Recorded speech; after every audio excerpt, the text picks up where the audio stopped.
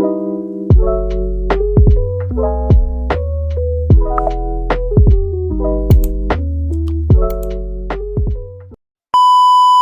let's proceed to the Old Bilibid Prison.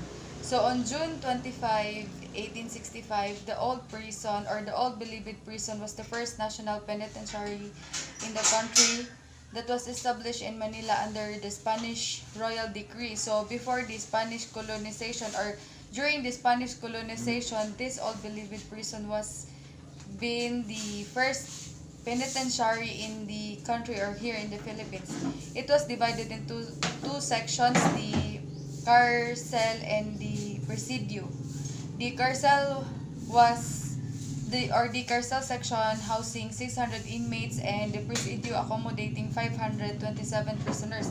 So if you are wondering why it is divided into two sections, it's because it was according to the classification of each persons or every individuals there. So to differentiate inmates and prisoners, prisoners are those who are still waiting for trial in the court, while the inmates are those convicted and sentenced to prison life. So the Old Bilibid prison housed 600 inmates during that time and 527 prisoners. So about 7 decades later, due to increasing population and crime rate, the Commonwealth Act number 67 was enacted and the new Bilibid prison was constructed in Muntinlupa, Rizal in 1936 with a budget of 1 million and initial land area of 551 hectares. So because of the crime rate and the growing population of the inmates and prisoners, the Commonwealth Act of the Commonwealth Act number 67 enacted the new Bilibid prison or the construction of the new Bilibid prison, which was situated in Muntinlupa, Rizal in 1936, having the budget of 1 million and 551 hectares of land. So the Old Bilibid prison was the formal prison system in the Philippines, started only during the Spanish regime where an organized corrective service was made operational. So it was established in 1847 in pursuant to Section 708 of the Revised Administrative Code and formally opened by Royal Decree 1865. So the old prison was constructed as the main penitentiary in Oroqueta Street, Manila, and designed to house the prison population of the country. So as what I have said, the Old Bilibid prison was the first prison system in the Philippines and was constructed or was organized during the so the Old Bilibid prison can accommodate 1,127 prisoners, and it was called the Carcel y Presidio Correctional during that time. So it was a Spanish word. So the carcel was designed to house 600 prisoners who were segregated according to class, sex, and crime. So as what I have said, the carcel can accommodate 600 prisoners, and those 600 prisoners will be classified according to class, sex, and crime. So while the presidio could accommodate 527 prisoners, so the plans for construction of the prison was first published on September 12, 1859, but it was not until, or it was finished until April 10, 1866, that the entire facility was completed. So the prison occupied a quadrangular piece of land 180 meters long on each side, which was formerly a part of the Mayhalik estate in the heart of Manila. It housed a building for the offices and quarters of the prison warden and 15 buildings or departments for prisoners that were arranged in radial way to form spokes. So as what you can see in the picture, the form of the Old Bilibid prison is like pieces of cutted woods that are being faced in a circular position. So it was each of the building contains different classifications of the officers and the especially on the wardens as well, and for the prisoners who are or that were arranged in radial way to form spokes. So the central tower formed the hub as what you can see in the picture. Under this tower was the chapel. There was 4 cell houses for the isolated prisoners and 4 isolated buildings located on the 4 corners of the wall, which serves as kitchen, hospitals, and stores. So that's the purpose of the um, differentiated or the what do you call this one? Separated farm or separated buildings. It's because each building has its own purpose, or its buildings has its own facilities as well, such as kitchen, hospital, and stores. So the prison was divided in the middle by a thick wall. One half of the enclosed space was assigned to presidio prisoners, and the other was carcel prisoners. This is what I have said earlier, that this old Bilibid prison was or has been divided into 2 sections, the carcel and the presidio for prisoners and inmates. So this is the form of, or this is how the old Bilibid prison or the prisoners of the old Bilibid prisons way before. So I guess in this picture they are doing their early exercise. So in 1908, concrete modern 200 bed capacity hospitals as well as new dormitories for the prisoners were added. A carpentry shop was organized within the confines of the facility.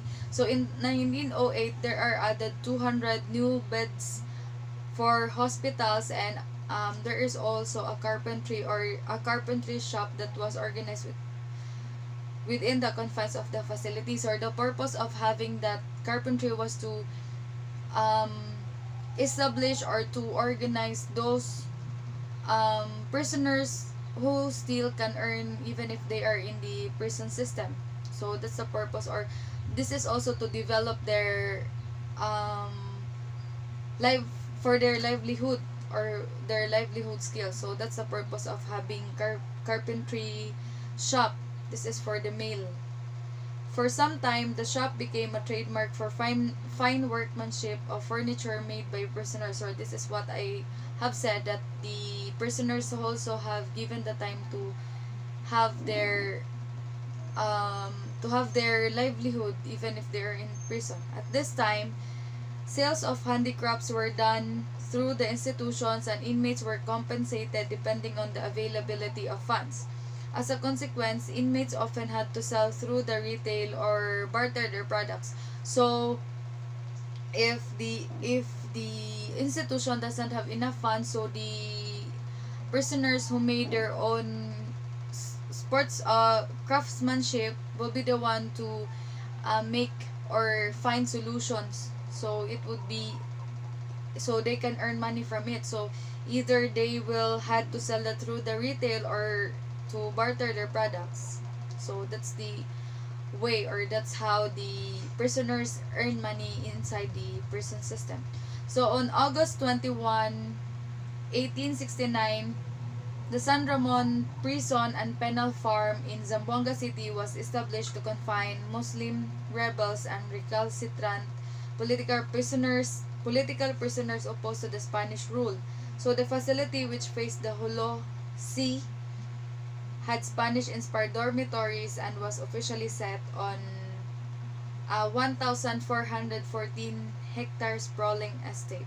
So this is, since I'll be talking about the San Ramon Prison, so the next topic will be the San Ramon Prison and Penal Farm. So the San Ramon Prison and Penal Farm was, according to the historical accounts, the San Ramon Prison and Penal Farm was established in Zamboanga on August 21, 1870 through a royal decree promulgated in 1869. So it was established during the tenure of Governor General Ramon Blanco, whose patron saint the prison was named after. So that's how, or that's where the San Ramon Prison got their name. It was from the Governor General Ramon Blanco, or the patron saint in the prison. So that's the historical accounts of the San Ramon prison. In addition, the facility was originally established for persons convicted for political crime. So the main purpose of the San Ramon prison before was to convict persons who have issued about political crime. So this was considered the oldest penal facility in the country. Prisoners in San Ramon were required to do agricultural work. So as what I have said, the according to the Republic Act 10575, or the act that um, stated that this every penal farm should have every penal prison, or every prison should have or should organize a penal farm, or um, anything that could or that would enable the prisoners to earn somehow in their while they are being in prison. So the San Ramon prison was considered the oldest penitentiary, or the oldest penal facility in the country, and then they are the first one to do agricultural work. So that is how this is how the San Ramon prison and penal farm looks like. So during the Spanish-American War in 1898, the prisoners in San Ramon were hastily released and the buildings destroyed. So in 1907, the American administration re-established the prison farm. In 1912, General John Pershing, Chief Executive of the Department of Mindanao and Sulu, classified the institution as a prison and penal colony, and therein confined people sentenced by the courts under his jurisdiction. So during the Spanish-American War in 1898, the prisoners in San Ramon were hastily released because of the war, and then the buildings were destroyed. But in 1907, the American re-established this San Ramon prison, and under the supervision of Chief Executive John Pershing, and convicted those individuals who committed crime under his jurisdiction. So after several years, the colony became practically self-supporting with 75,000 coconut trees, which were planted at the beginning of Pershing's administration, contributing to the colony's self-sufficiency. Aside from coconuts, rice, corn, papaya, and other crops were also cultivated. So under the supervision of Chief Executive John Pershing, he enables the prisoners to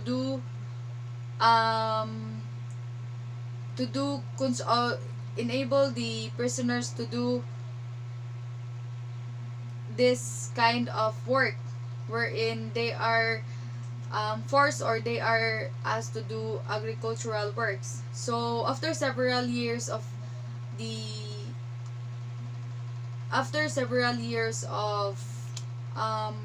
John Pershing's administration, the San Ramon Penal Farm practically became self-supporting because of the system, and then they had planted 75,000 coconut trees, and aside from that, they also planted the different crops such as corn, coconuts, rice, and papaya. So this enabled the establishment, or the San Ramon Penal Farm, to be self-supporting. So this is how the San Ramon, or outside the San Ramon prison, looks like.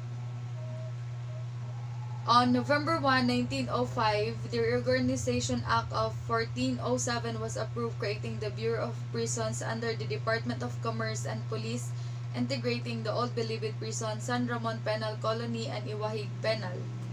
The Philippine Coconut Authority took over the management of the coconut farm from San Ramon. So since the prisoners already planted 75,000 coconut trees, so the Philippine Coconut Authority took over the management, because the coconut trees grew on numbers, so the prisoners can no longer manage them. So that's the reason why the Philippine Coconut Authority took over the management. In 1995, Congresswoman Maria Clara Lobregat proposed the transfer of San Ramon to Bongyao town in the mountainous area of Zamboanga to give way to special economic zone. So as as what they have observed, or what they have seen, that the system of San Ramon prison enabling those prisoners to plant while they are being convicted was somehow very helpful to the economic, and that's why Congressman Maria Clara Lobregat proposed to transfer the San Ramon prison to Bungyao town, which has or in the mountainous area of Zamboanga. This is to give way to special economic zone. So here are the chickens, or the native chickens in San Ramon prison. So before the reconstruction of San Ramon prison, the Americans established in 1904 the Iuhit penal settlement. Now it is called the Iwahig prison and penal farm on vast reservation of 28,072 hectares. It would reach a total land area of 40,000 hectares in the late 1950s. So it was located in the westernmost part of the archipelago, far from the main town, to confine incorrigibles with little hope of rehabilitation. The area was expanded to 41,000, so from 40,000 hectares it was expanded to 41,007 hectares by virtue of Executive Order number 67 issued by the Governor Newton Gilbert on October 15, 1912. So, other penal colonies were established during the American regime. On November 27, 1929, the Correctional Institution for Women, or the CIW, was created under number 3579 to provide separate facilities for women offenders in the Davao Penal Colony in Southern Mindanao. Was opened in 1932 under Act number 3732. So under the American regime, there was a lot of penal institutions that was created, and one of this is the Correctional Institution for Women. This is to establish or to separate facilities for women offenders in the Davao Penal Colony. So it was opened in 1932 under the Republic Act number 3732.